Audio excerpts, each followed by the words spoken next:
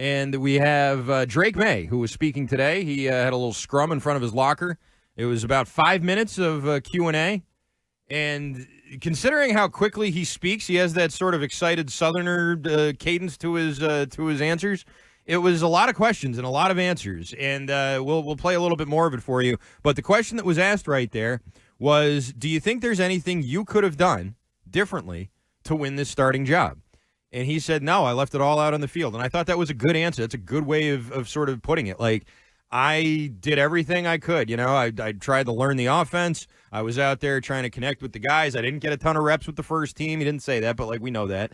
And I won the contest, right? I won the competition. I did everything I was asked of, and they just decided to go another way. And he never framed that in a negative way.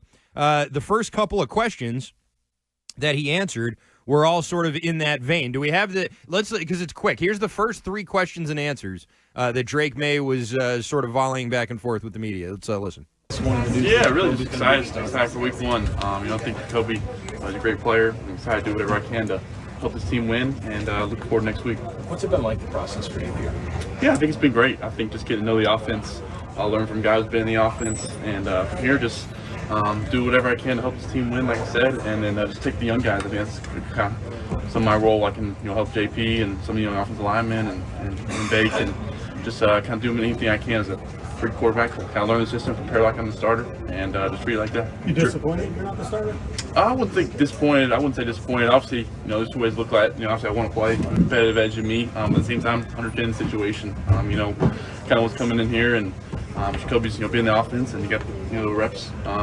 With the ones all camp, so can't really say I'm disappointed, but at the same time, I want to be playing. Do you believe him when he says he's not disappointed? Do you believe that? I think he framed it as, I'm not an idiot. Right. I didn't get a single first-team rep. How am I going to be the first-team quarterback if I don't get a first-team rep? Mm-hmm. That's the tone I took from that. Maybe I'm disappointed I didn't get any reps with the first team. Yeah, but I didn't get a real shot at it. To be disappointed, don't you have to think you had a shot? None of us are disappointed when we don't get the billion-dollar lottery, really disappointed, because you never thought you had a shot to win it, right? Sure. He never got any first-team reps, and he's like, I've been around football long enough. When I don't get to touch David Andrews' ass, it means I'm not going to be the starting quarterback, right? Right. So that's the way I took that. I always say this, I'm biased. I wanted him. I think he's going to be good. I really like Drake Maye, but I think he has handled himself really well in these press conference settings. I agree. I do. I think remarkably well. He's got a very level-headedness about him. He's not defensive. No. He's not. Mac used to get very kind of. He could put his guard up, and he'd have like a tone. Have you watched him? Have you watched any of these? Because he does this weird thing that I don't know if I love the look, but when somebody ask him a question, he does this, like looks at you, kind of like a dog. Yeah, right. Turns his head sideways. Right. But he's listening. Mm-hmm. It's not like he's already trying to formulate, how do I get out of this crappy question with a crappy answer? He's actually thinking about your question, and he answers it. Yeah. And I really like the way he's a lot more genuine. You could tell Mac was trained in the Saban media classes and stuff. No. This is very, very sincere. This is genuine. It's very earnest, yes. It's likable. Yeah.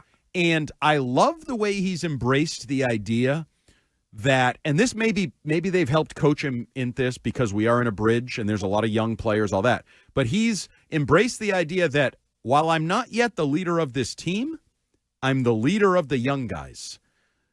Jalen Polk is my guy. Mm-hmm.